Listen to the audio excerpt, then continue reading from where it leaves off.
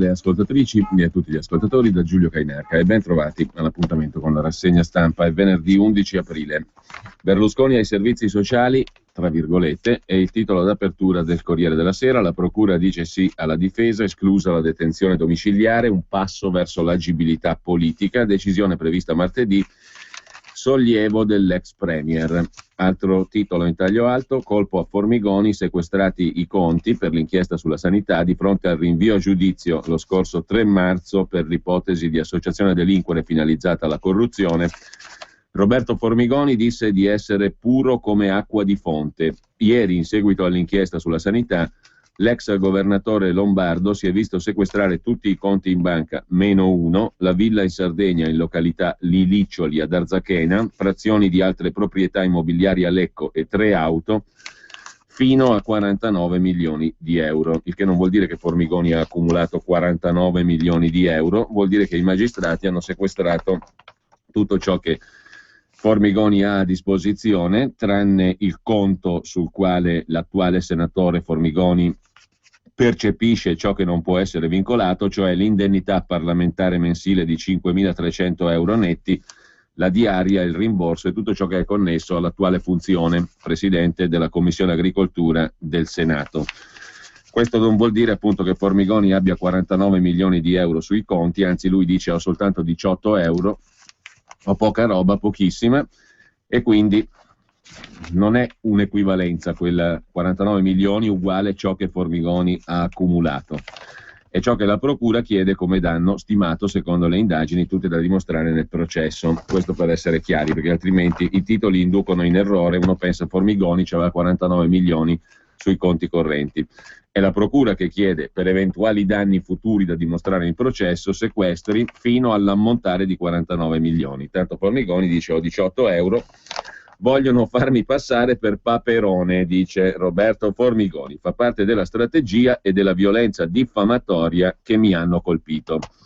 Visto che ci siamo, liquidiamo subito anche quest'altra. Mastella e la moglie rinviati a giudizio insieme con altri 15 imputati per associazione a delinquere. L'associazione aveva un nome, UDEUR, cioè il partito dei coniugi Mastella, che agiva, secondo i magistrati che hanno rinviato a giudizio Mastella, la moglie e altri 15, il partito UDEUR agiva per commettere una serie indeterminata di delitti contro la pubblica amministrazione e mirava all'acquisizione del controllo di attività pubbliche di concorso per il reclutamento di personale e gare pubbliche per appalti e acquisizioni di beni e servizi bandite da enti territoriali campani, aziende sanitarie e agenzie regionali. La vicenda giudiziaria relativa all'inchiesta sulle nomine all'ARPAC, l'Agenzia regionale per l'ambiente della Campania, gestita in maniera clientelare da Mastella e dagli altri dirigenti dell'UDEUR.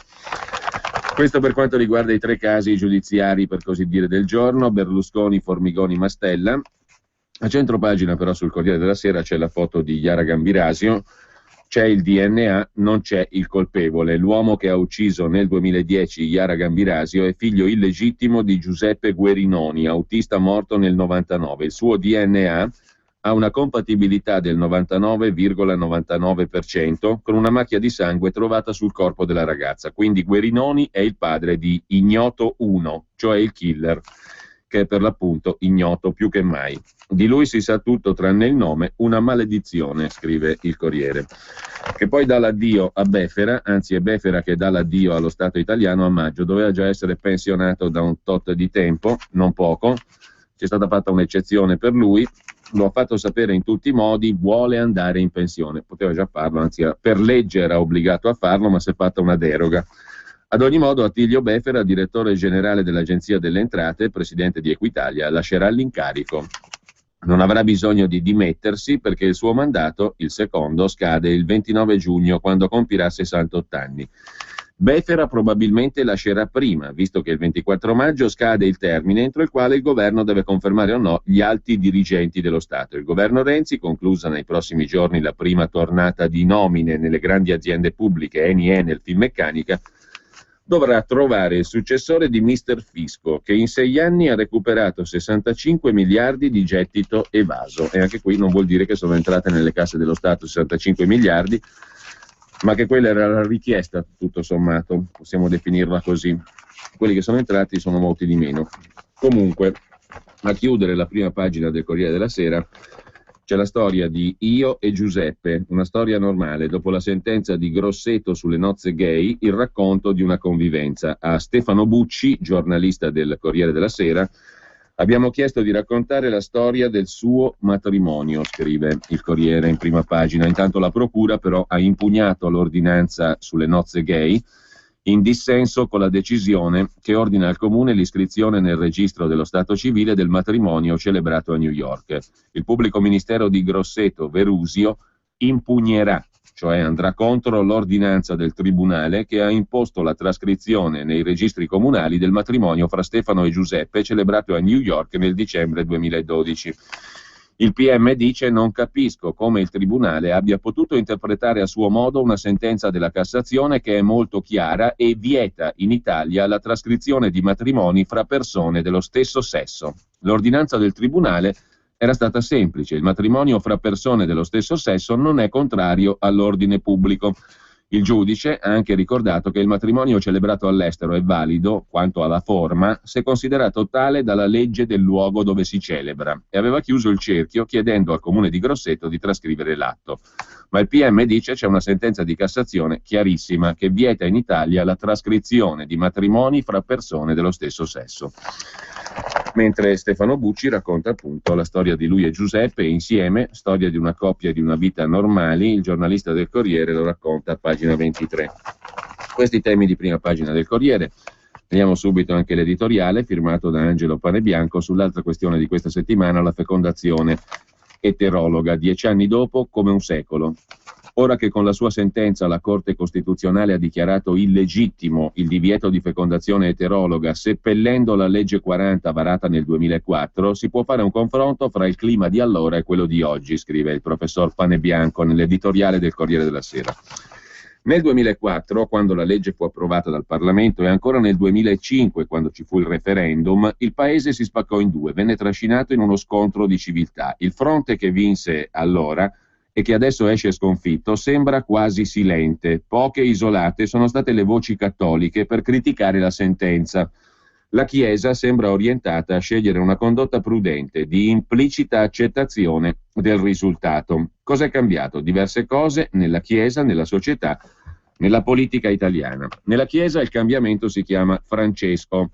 Nel 2004 era ancora alla testa della Chiesa Giovanni Paolo II, che aveva fatto della lotta contro la secolarizzazione la cifra del suo pontificato, seguito da Papa Ratzinger, pontefice che del predecessore avrebbe continuato l'opera con diverso stile.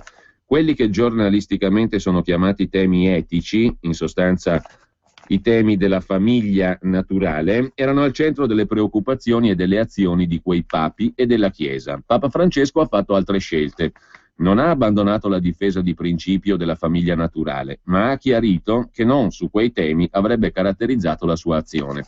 All'inflessibilità e all'energia sui temi dell'ingiustizia sociale non corrisponde un'eguale energia su altri argomenti, in particolare contro chi sostiene i cambiamenti dovuti a una combinazione di innovazione tecnologica e mutamenti del costume che investono la famiglia in tutto l'Occidente. È probabile che molti prelati, che avrebbero forse levato le loro voci con durezza qualche anno fa, oggi tacciano perché non è ancora a tutti chiaro quale direzione e soprattutto in quale modo deciderà di confrontarsi con il mondo secolare la Chiesa di Papa Francesco. Ma in questi 10 anni, scrive Panebianco, è molto mutato anche il costume italiano. Dicono i sondaggi che si è diffusa una concezione pluralistica della famiglia, l'idea che di famiglie possano essercene legittimamente di tipi diversi, anche molto lontani da ciò che un tempo si intendeva per famiglia naturale. Le motivazioni sono le più varie, scrive ancora Panebianco. Alcuni applaudono al cambiamento considerandolo progresso, altri sono rassegnati a quello che ritengono semplicemente inevitabile.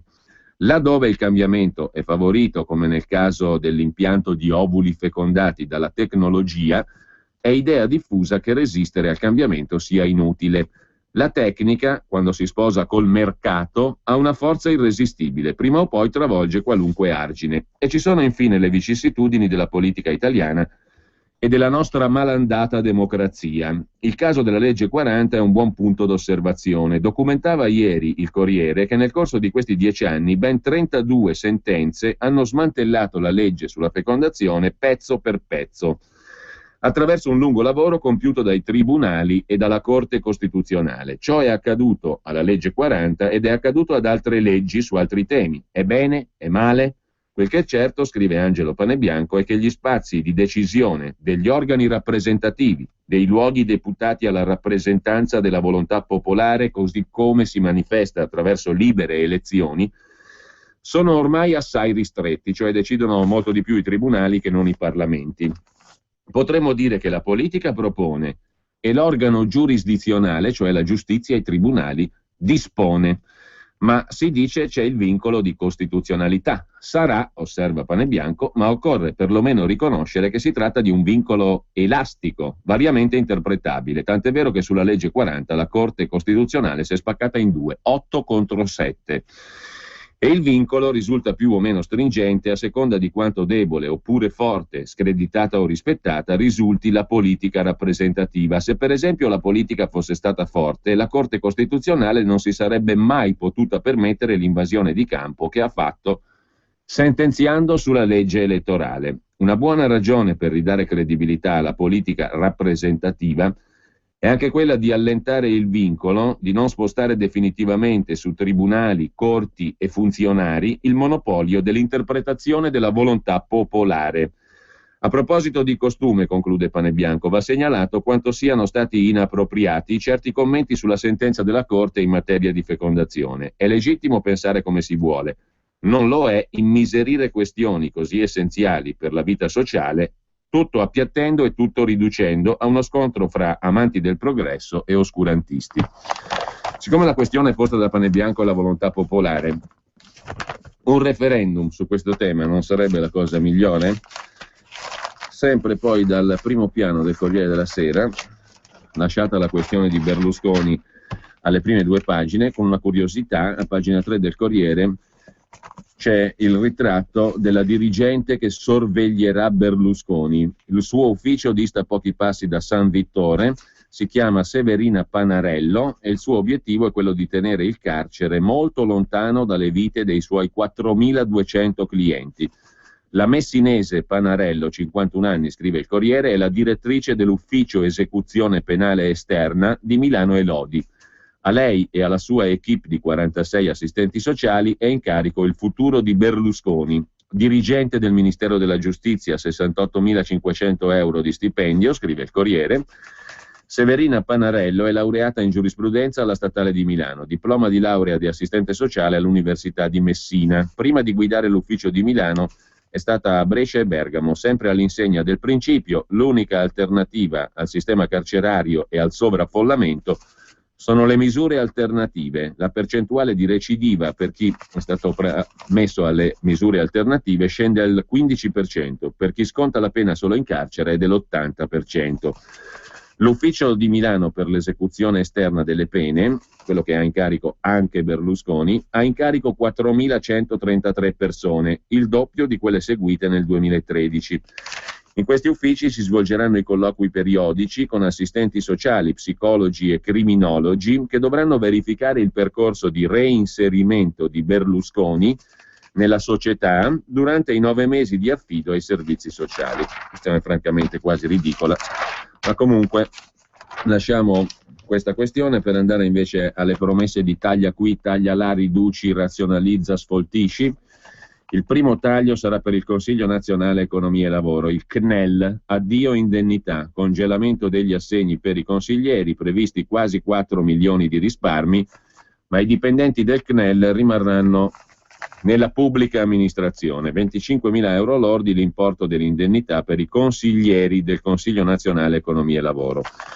Il Presidente ne prende molti di più, l'ex ministro Marzano. Il governo accelera per sopprimere il Consiglio Nazionale Economia e Lavoro, al primo posto nella lista degli enti inutili. Per l'effettiva cancellazione bisognerà aspettare ancora mesi, perché la parola fine è scritta nel disegno di legge costituzionale che trasforma il Senato in organo non elettivo e modifica il titolo quinto. Insomma, per abolire il CNEL bisogna cambiare la Costituzione, si vedrà. Intanto però il governo sta preparando un decreto legge, quindi un provvedimento d'urgenza, per eliminare subito le indennità dei 64 consiglieri del CNEL, espressione in larga parte di sindacati e associazioni degli imprenditori. Il provvedimento dovrebbe essere portato in Consiglio dei Ministri venerdì, vedremo. Intanto nel Partito Democratico scoppia la guerra delle candidature per le elezioni europee. Sul territorio, scrive il Corriere della Sera, le correnti sono in rivolta. Il metodo Renzi dei fuochi d'artificio sta facendo saltare i nervi a molti big. Uno psicodramma collettivo nel PD, scrive il Corriere, dal nord alle isole. Michele Emiliano, sindaco di Bari, ha saputo del sorpasso di Pina Picerno l'altra notte. Pina Picerno sarà capolista al posto suo, con un SMS mandato dalla Serracchiani, la presidente del Friuli Venezia Giulia, e si è tirato fuori polemicamente, ma mica troppo, dalla corsa per l'Europa. Più brusco invece lo strappo in Sicilia di Giusi Nicolini, sindaco di Lampedusa, che aveva ceduto agli insistenti inviti di Renzi con la promessa che avrebbe guidato la lista nelle isole. Quando ha saputo che capolista era stata messa Caterina Chinnici, la figlia del giudice ucciso nell'83, ha rinunciato. Sono prevalse altre logiche, ha detto la sindaca di Lampedusa. In Sicilia è guerra di fazioni nel PD. Antonello Cracolici, sostenuto dal segretario Raciti, è stato fatto fuori e si dipinge come vittima del presidente Crocetta e della rappresaglia da parte del circo Barnum della pseudo-antimafia. Beppe Lumia, che Crocetta voleva in lista, denuncia un veto sul suo nome che, dice, sa di fatua, feroce e vergognosa. Sulla bufera democratica piomba il tuono di Beppe Grillo, il quale si diverte a lanciare online un fotomontaggio di Alessia Mosca, Pina Picerno, Alessandra Moretti e Simona Bonafè, le quattro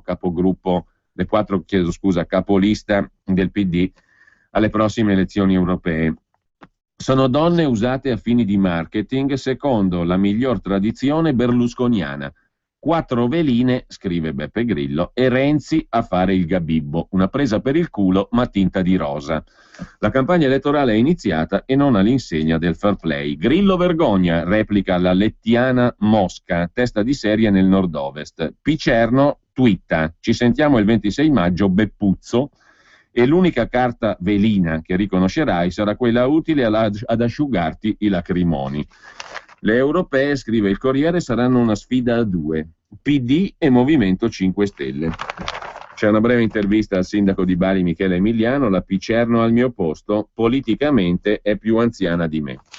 Con ciò chiudiamo il capitolo della politica interna, andiamo alla politica estera. Ad Atene una bomba il giorno prima della Merkel, attentato senza vittime alla banca centrale, mentre la Grecia torna sui mercati. Ha successo la prima asta di titoli di Stato dall'inizio della crisi, collocati 3 miliardi di buoni del tesoro quinquennali, mentre secondo il Corriere Putin agita l'arma del gas, a rischio anche l'Europa. Mosca potrebbe interrompere le forniture a Kiev, ma il Corriere intervista anche l'ambasciatore russo in Italia, Sergei Razov. Concentrare forze armate in un punto o nell'altro del proprio territorio rientra nei diritti di uno Stato sovrano. In Ucraina non stiamo violando alcun impegno internazionale, come è stato appurato da esperti internazionali recentemente. Il presidente Putin ha fatto appello agli ucraini a non fidarsi di chi agita la minaccia russa dicendo che dopo la Crimea toccherà ad altre regioni. La Russia non desidera la divisione dell'Ucraina, non ci serve questo.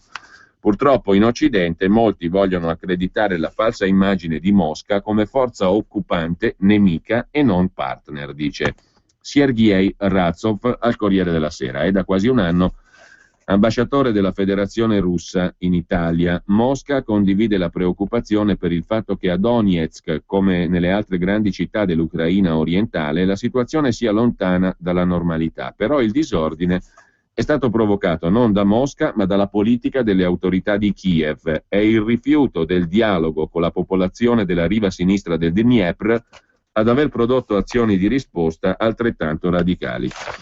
È infondato parlare di isolamento della Russia, prosegue Razov. La recente votazione dell'ONU sull'integrità territoriale dell'Ucraina ha portato 70 paesi a votare contro o ad astenersi, fra questi Cina, India, Brasile, mentre la maggioranza dei paesi non ha partecipato al voto. L'esclusione, temporanea spero, dal G8 non è un dramma per la Russia, che vi partecipava in modo informale per approfondire il dialogo sulle questioni di attualità. La nostra non partecipazione a questo club implicherà il suo indebolimento del G8.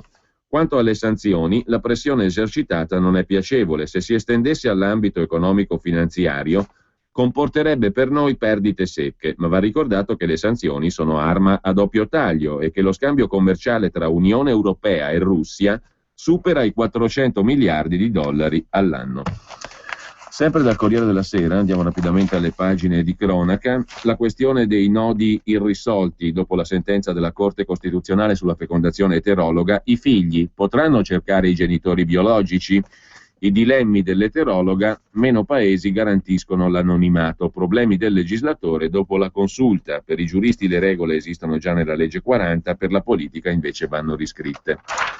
Chiudiamo dal Corriere della Sera con la pagina delle lettere, curata dall'ex ambasciatore ed editorialista Sergio Romano, ma prima, per la verità, un'altra notizia che riguarda A2A, la multi-utility lombarda che ha come soci di maggioranza il Comune di Milano e quello di Brescia e che fornisce energia ai milanesi e ai bresciani. Si aggiunge un nome alla lista dei candidati per la presidenza del Consiglio di amministrazione di A2A.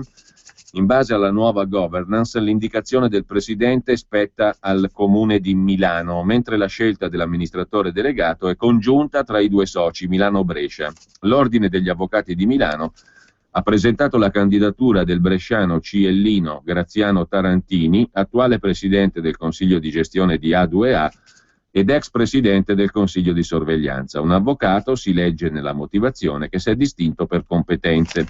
Questa candidatura rompe gli schemi tradizionali, scrive il Corriere, e supera le logiche di territorio. Tarantini è sempre stato in quota Brescia, indicato per gli incarichi nei consigli di sorveglianza e gestione dal precedente sindaco di Brescia, il ciellino Paroli. La presentazione delle candidature scade lunedì. Infine dicevamo la rubrica delle lettere di Sergio Romano. Sono due lettere degne di nota. La prima, quella del signor Radolovic, che scrive: con un referendum online tutto da verificare, il Veneto avrebbe chiesto la propria indipendenza.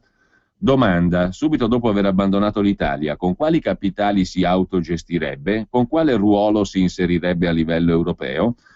Capitali propri, a dire il vero, quelli che non regalerebbe più allo Stato italiano 21 miliardi all'anno.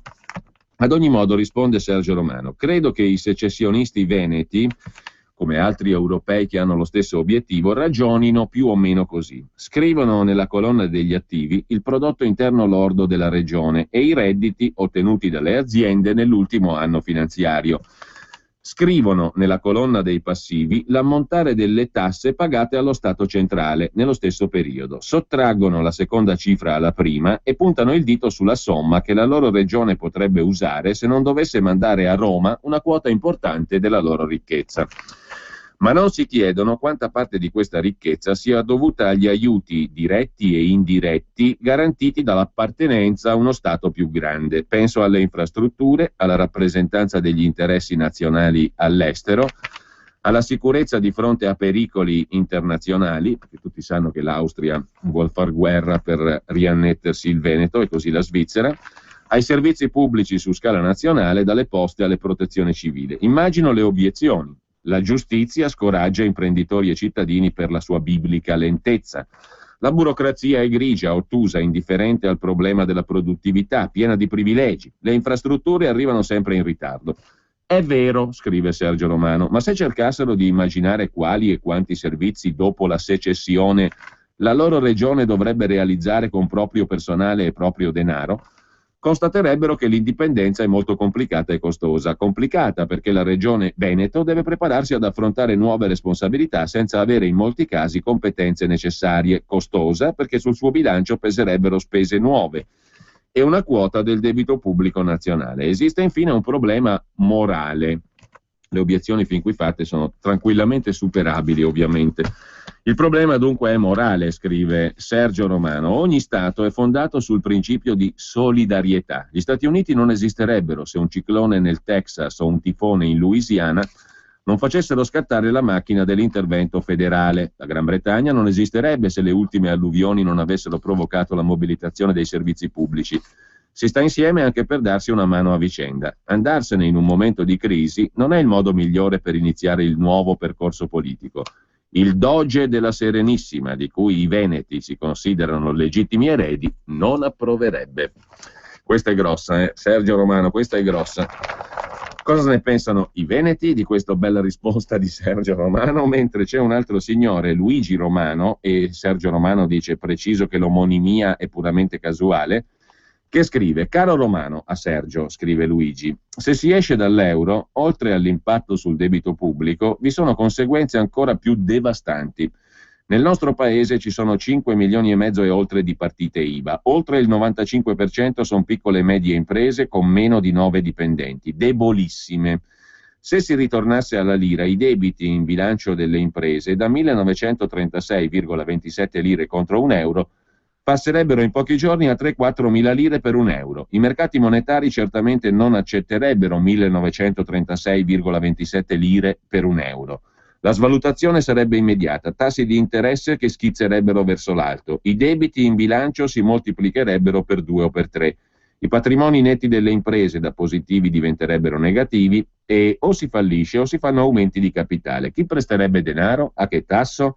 Nello spazio di mesi fallirebbero migliaia di imprese. Anche i privati cittadini vedrebbero i loro mutui e le loro rate mensili, sorrido perché l'abbiamo detto 100 volte sta cosa, lievitate.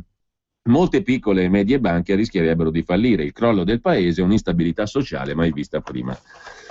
A queste classiche obiezioni, adesso non perdiamo neanche tempo a rispondere perché basta scaricarsi il libretto Basta Euro dal sito bastaeuro.org. La questione dei mutui poi è francamente ridicola, nessun mutuo è indicizzato allo spread.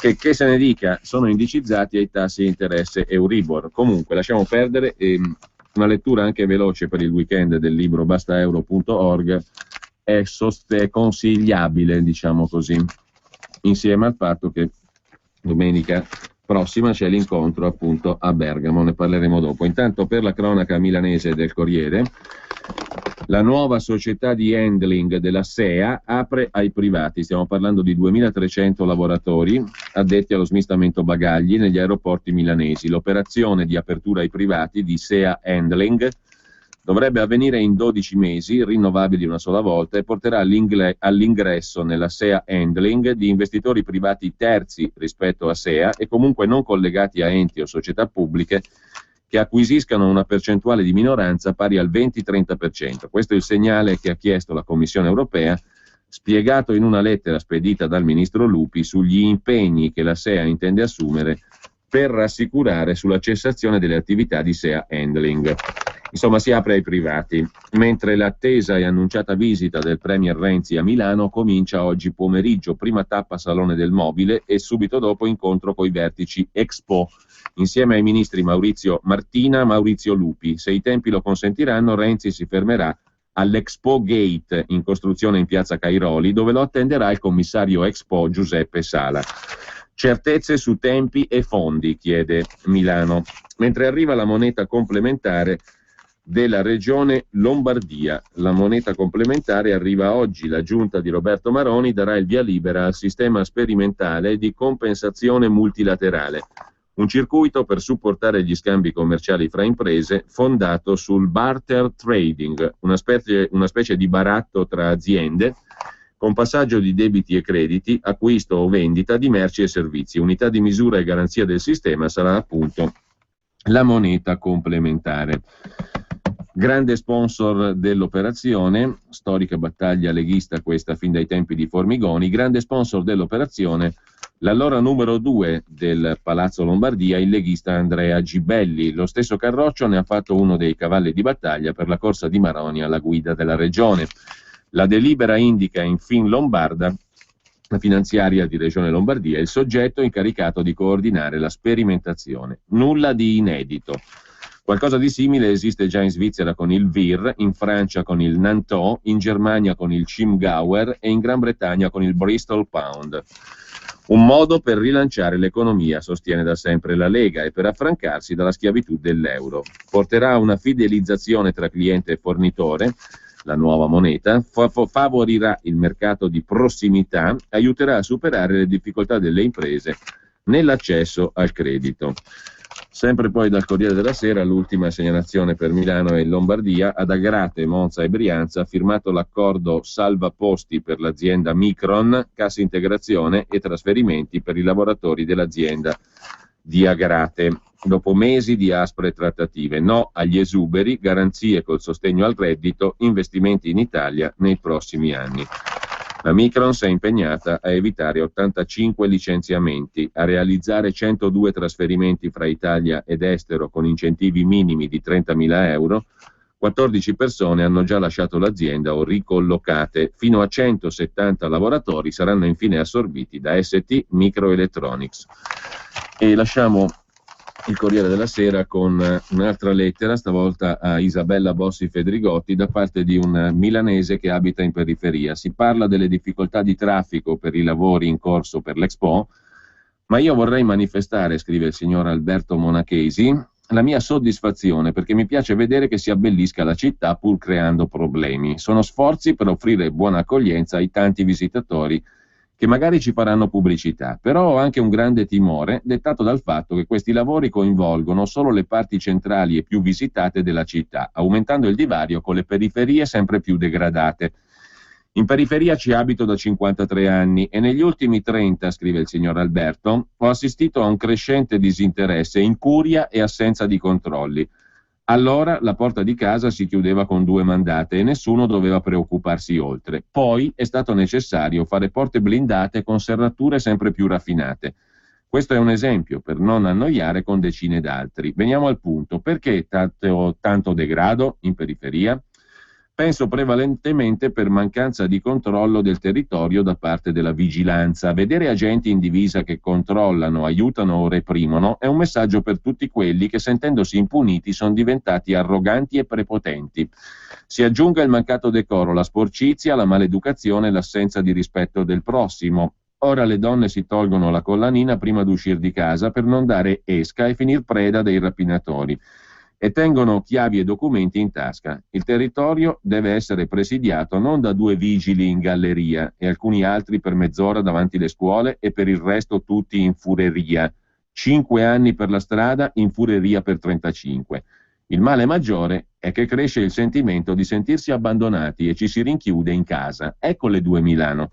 Quella di chi ha molti mezzi e poi quella della plebe delle periferie. Per fortuna ci sono tanti libri da leggere. Lasciamo la cronaca del Corriere su Milano per andare a Repubblica. Qui c'è la questione della bufera scoppiata alla Scala di Milano. Pisapia si dice stupito.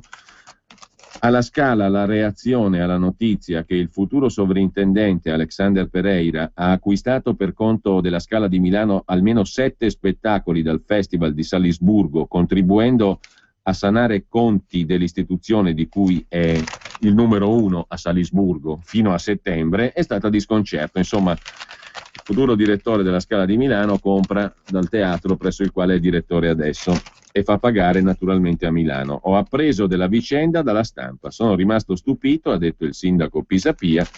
Porrò il problema in consiglio di amministrazione. Si discuterà se il futuro numero 1, Pereira, ha condotto solo un'operazione spregiudicata o ha commesso una scorrettezza, impegnandosi ad acquistare un pacchetto di allestimenti senza avere ancora i titoli per farlo, visto che entrerà in carica nel prossimo ottobre. Questo deve aver detto, siamo in Italia, si può fare qualsiasi cosa. L'altra questione è gli stipendi d'oro dei manager della SEA. La notizia tra i lavoratori della SEA, che controlla gli aeroporti milanesi, circolava da un po'.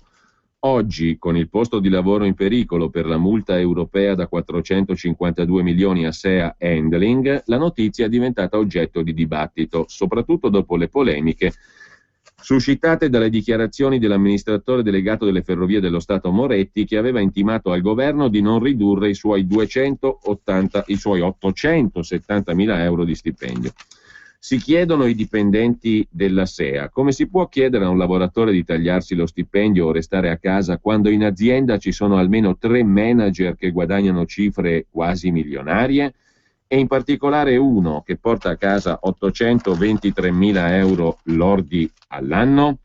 È lo stipendio annuo del Chief Operating Officer e Deputy CEO di SEA SpA, numero 2 della società, Giulio Demetrio. Il tema di quanto guadagnino i manager di società a partecipazione pubblica viene sollevato anche a Milano. Oggetto della discordia 3 buste paga d'oro percepite dai manager della SEA. La prima è quella del Chief Operating Officer, eccetera, eccetera, Giulio Demetrio. Il numero 2 della società, l'operativo che fa girare i voli nei 2 scali milanesi e segue la parte commerciale, guadagna 829.000 euro lordi all'anno. Lo segue il Chief Corporate Officer, Luciano Carbone, 611.000 euro di remunerazione per gli affari legali, i beni immobili e il personale. Chiude il cerchio magico un terzo manager, il direttore finanziario Michele Pallottini, uomo di F2I di Gamberale, che guadagna circa 400.000 euro. Assieme valgono quasi 2 milioni di euro all'anno. E sempre dalla cronaca milanese di Repubblica: sposi gay negli Stati Uniti e anche a Milano. Anche qui ci pensano i tribunali, come è successo a Grosseto 2 giorni fa, dove i giudici hanno sentenziato che il comune deve riconoscere l'iscrizione nel registro matrimoni di un matrimonio gay officiato all'estero.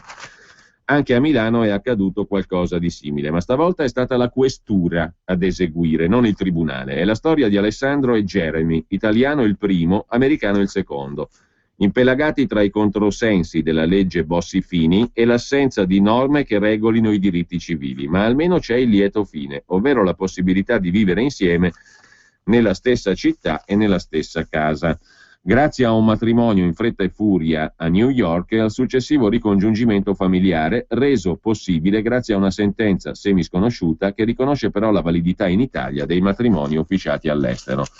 Alex e Jeremy, sposi a New York e felici in Italia grazie alla questura. Non c'è solo il caso del matrimonio gay di Grosseto, una coppia di Milano è riuscita a superare l'assenza di norme sui diritti civili e a ottenere il ricongiungimento familiare, grazie all'ok della questura che valutare la questione di ordine pubblico.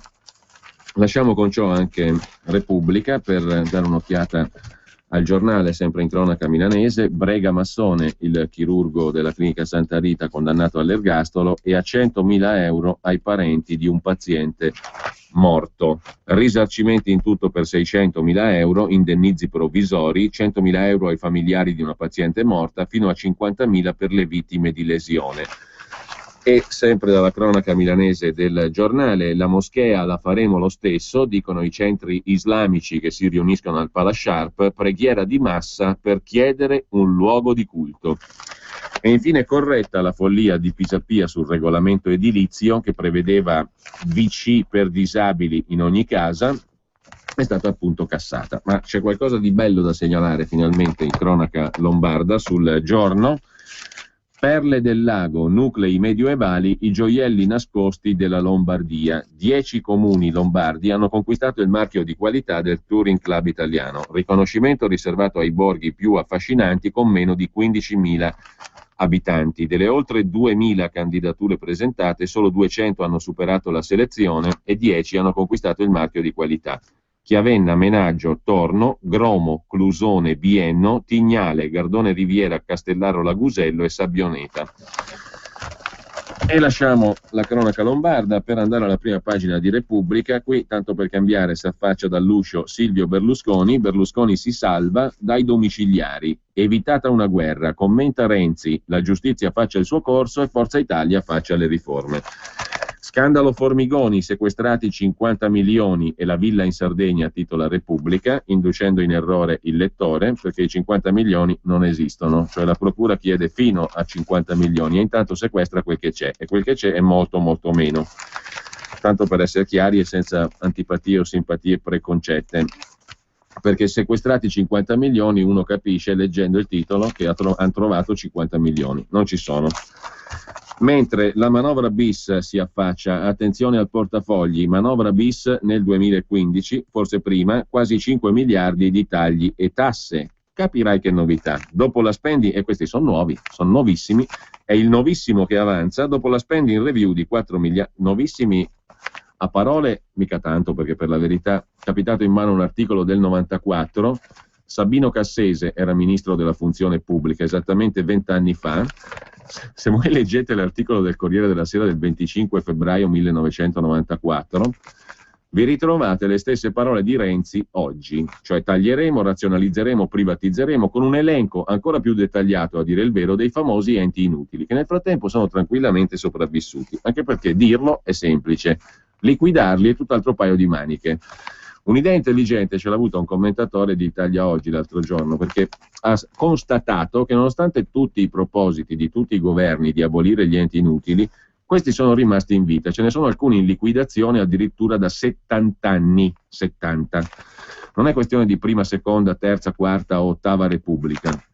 La questione è anche legale, ci sono contenziosi, e allora bisognerebbe prima predisporre strumenti giuridici e anche, soprattutto, degli accordi, diciamo, e strumenti giuridici per evitare i contenziosi e magari per far scattare il reato di omissione d'atti d'ufficio per gli enti che non si sciolgono e che entrano in contenziosi. Insomma, la questione non è affatto semplice, lo testimonia il fatto che gli enti inutili rimangono in vita.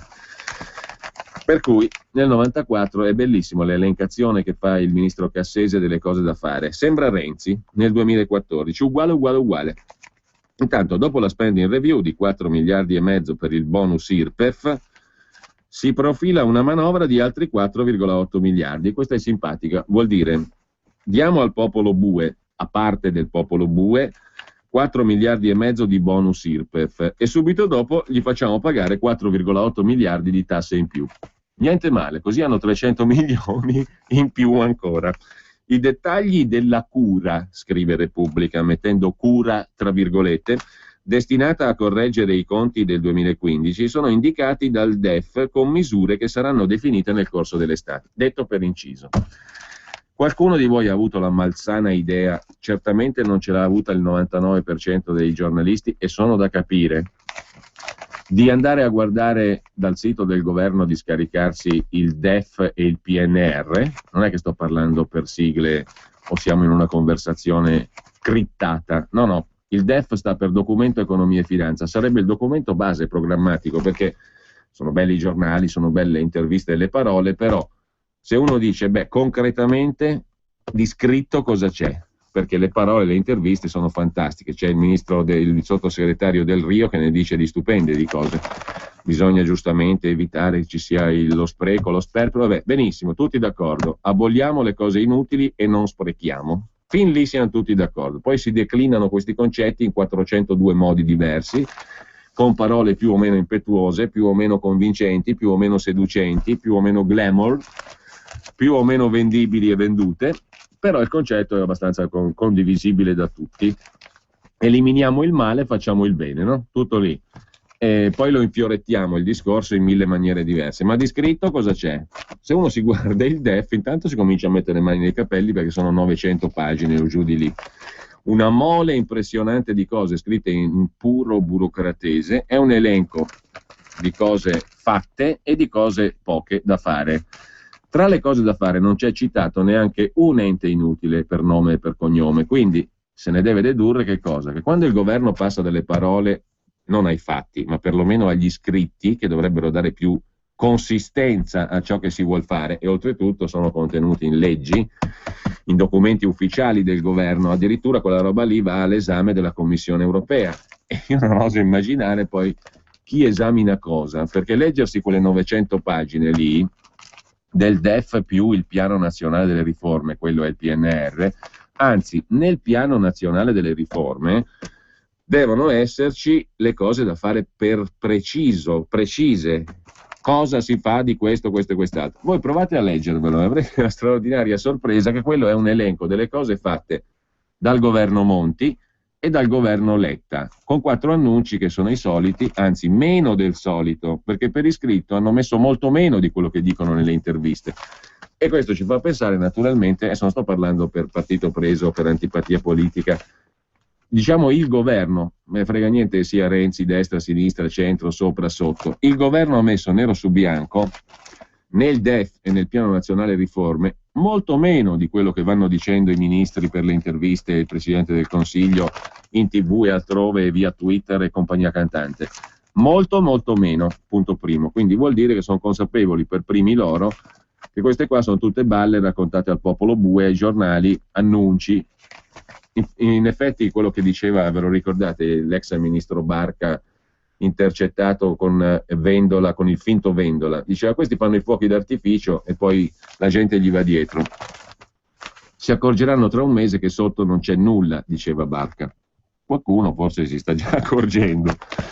In ogni caso nel DEF, nel Piano Nazionale Riforme PNR, c'è bellissimo elenco dei provvedimenti presi dal governo Monti, presi dal governo Letta, 4 cosette che si vogliono fare, ma molte meno di quelle che si dicono nelle interviste, e basta, è finita lì.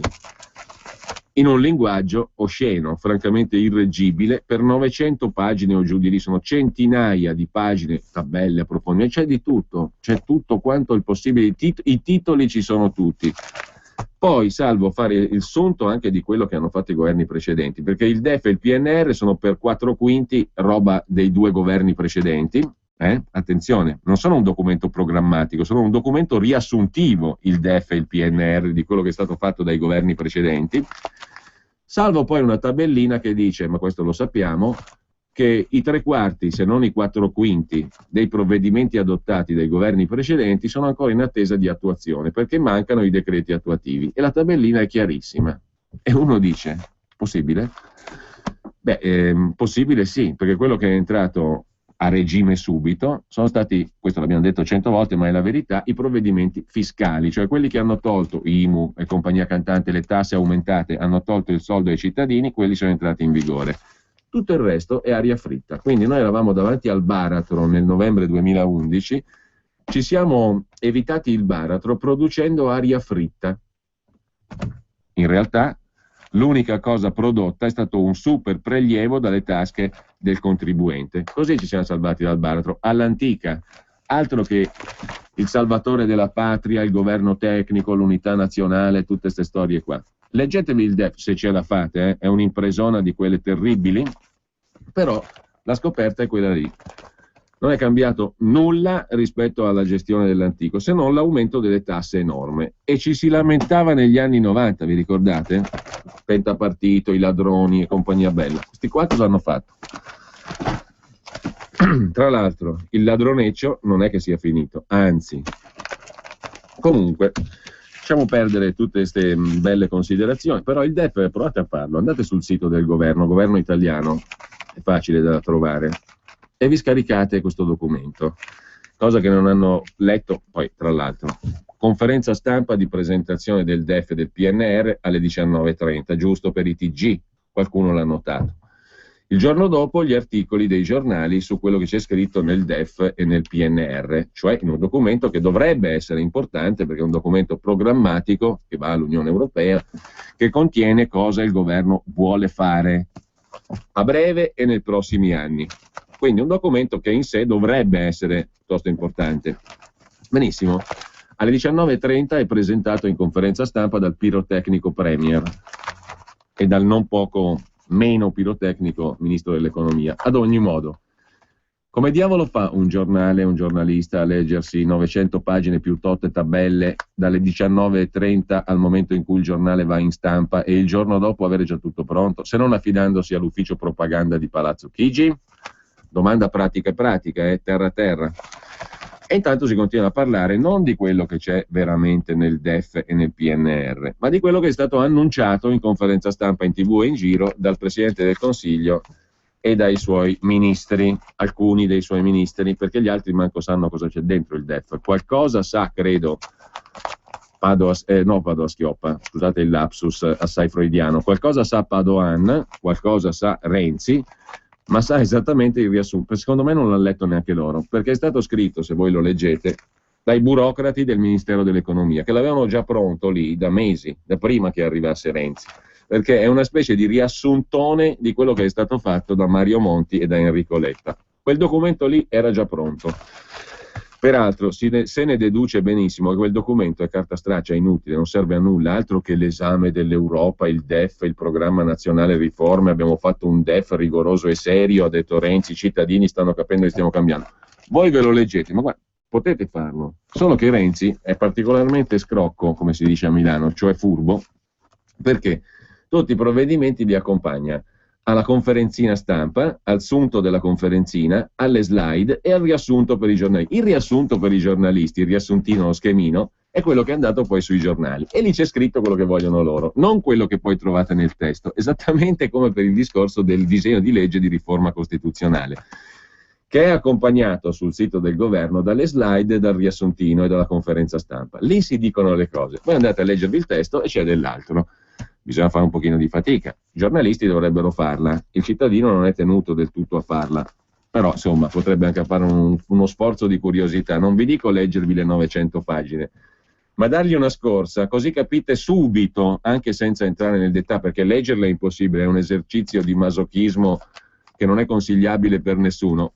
Ma senza leggerle proprio tutte 900 nel dettaglio e attenti, anche perché vi vengono due marroni così, senza leggere tutto, ve lo scaricate, vi date un'occhiatina, vi rendete conto subito, immediatamente, di che pasta è fatta quella roba lì e di quanto siano ridicole e ipocrite le questioni. Vengono dette come se questo documento deve essere messo all'esame dell'Unione Europea e l'Unione Europea poi risponde e dice tutto giusto e apprezzabile. Insomma, una pantomima di carattere stratosferico, di dimensioni gigantesche, che per il popolino significa anche una presa per il culo di dimensioni giganti. Scusate il vocabolo raffinato, ma così è.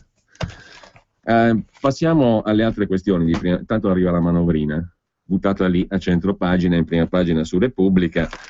Ti sgravio di 4,5 miliardi per il bonus IRPEF, ti aggravio di 4,8 miliardi da qui all'anno prossimo di nuove tasse. Simpatico il ministro Padoan e il premier Renzi. I dettagli della cura sono indicati dal DEF con misure che saranno definite nel corso dell'estate. Carina la definizione. Il DEF è tutto fatto così, cioè non si dice ABCDE. Renzi ha detto l'ACI, ha detto bisogna mettere a posto l'ACI, bisogna abolire, accorpare e compagnia bella. Ha fatto 4 esempi: le camere di commercio, le ragionerie territoriali, eccetera eccetera. Nel DEF non trovate assolutamente nulla di tutto questo, che dovrebbe essere, e nel piano nazionale riforme, che dovrebbe essere il menù delle cose da fare, scritte nero su bianco sul documento governativo. Lì non c'è nulla di tutto quello, ci sono frasi generiche come queste: le manovre, anzi le misure saranno definite nel corso dell'estate, solo che le misure prelude a nuove tasse, la manovra aggiuntiva. Tra le operazioni previste la riorganizzazione delle forze di polizia, capitanerie di porto, vigili del fuoco. Sabino Cassese, aiutaci tu, 20 anni fa faceva e diceva di voler fare le stesse cose, ma poi naturalmente prima e dopo di lui tanti altri. La fatturazione elettronica per la pubblica amministrazione, la riforma delle comunità montane. Questa qui l'abbiamo già sentita quante centinaia di volte. Benissimo, sta di fatto che 4,8 miliardi di tagli e tasse la nuova manovra nel 2015, se non prima, perché nel corso dell'estate verrà manovra per il 2015, ma verrà fatta quest'anno. Quindi regaluccio da 4 miliardi e mezzo, il famoso bonus, che bisogna vedere come verrà attuato e a chi andrà, e manovruccia da 4,8 miliardi. Qui non bisogna essere Stiglitz, peraltro oggi intervistato, per concluderne che dicono di darmi 4,5, poi mi tolgono 4,8, se a Pierino tu dai 4,5 mele e poi gliene porti via 4,8, quante mele rimangono a Pierino? Domandò la maestra. Il contribuente rispose. Sempre poi dalla prima pagina di Repubblica, l'ultima truffa di Big Pharma, il farmaco inutile costato 3 miliardi. Stiamo parlando del Tamiflu, che ci avrebbe salvato dall'aviaria, epidemia che avrebbe potuto fare 150.000 morti soltanto in Italia. Non ne ha fatto nessuno. Non è servito a niente il costoso farmaco Tamiflu, solo a gonfiare i bilanci della Roche, che ha venduto nel 2009 confezioni nel mondo per 2,64 miliardi di euro, scrive Corrado Zunino su Repubblica. Il farmaco inutile contro l'aviaria, pagato dai governi oltre 3 miliardi. Una ricerca indipendente smonta il Tamiflu, inefficace per l'influenza suina e dei polli. Il medicinale della Roche acquistato da 50 milioni di persone in tutto il mondo negli anni della psicosi dell'aviaria. Sempre poi da Repubblica, il fisco spolpa gli automobilisti, tra province e ACI un terzo dei costi. C'è una grande abbuffata intorno al mondo dell'auto, scrive Lucio Cillis su Repubblica in prima pagina. A brindare sono enti locali, aziende pubbliche e ministeri. In Italia, per operazioni come il cambio di proprietà, vengono richiesti fino a 6 volte più soldi che nel resto d'Europa e girano 122 miliardi di euro ogni anno. Non è un motivo sufficiente intanto per eliminarlo, quello sì veramente l'ACI, e anche dare una bella ramazzata alla motorizzazione civile. Entrambi hanno un registro che praticamente è la stessa cosa. Il costo oggi, ci dicono, per una pratica qualunque come il certificato di proprietà o il passaggio di proprietà rispetto ad ACI e motorizzazione è di 36 euro. Adesso vogliono togliere il pubblico registro automobilistico all'ACI e fare un elenco solo nelle mani della motorizzazione civile. Il cittadino pagherebbe 11 euro in meno, cioè 25 invece di 36, per il certificato di proprietà o per il passaggio di proprietà o per la compravendita dei veicoli, insomma. Si risparmierebbe 11 euro a pratica. Perché? Perché i dipendenti dell'ACI, che sono 3.000 in tutto circa, per 148 milioni di spesa, che dividendo fa un salario netto per ciascun dipendente dell'ACI mediamente pro capite di 2.666 euro netti al mese, mica male. Poi ci sono gli stipendi dei dirigenti dell'ACI che sono superiori in moltissimi casi a quelli del Presidente della Repubblica. Ci sono un sacco di dirigenti dell'ACI che guadagnano più di Napolitano, a partire dal segretario generale che è dal 1975, 75 avete capito bene che è lì. Il segretario generale dell'ACI guadagna 300 e passa mila euro ogni anno, il presidente 265, tutti sopra i 238.000 di Napolitano, e c'è una pluralità di soggetti che hanno incarico all'ACI e altri incarichi e portano a casa tutti stabilmente sopra i 150-200 mila euro. Detto per inciso, la media degli stipendi all'ACI per i 3.000 dipendenti è 2.666 euro. Nel progetto di accorpamento del governo i dipendenti vengono salvati perché li mettiamo tutti nella motorizzazione civile, così che il vantaggio dovrebbe essere per il cittadino di non pagare più 36 euro per un documento in caso di certificato di proprietà o compravendita veicoli, ma pagarne 25. Il maggior prezzo si giustifica per tenere imboscati alla protezione civile, alla motorizzazione civile, tutti quelli che lavoravano all'ACI. Questo è il modo di tagliare e accorpare. Intanto il fisco spolpa l'auto, più di un terzo dei costi va a province, sanità e ANAS, un affare che supera 122 miliardi di euro, 3.500 a veicolo. Braccio di ferro tra ACI e Ministero dei Trasporti, al PRA la gestione dell'archivio. Si vedrà anche qui. Intanto c'è la pubblicità, abbiamo lasciato la prima pagina di Repubblica, poi vediamo le pagine interne e gli altri quotidiani di oggi.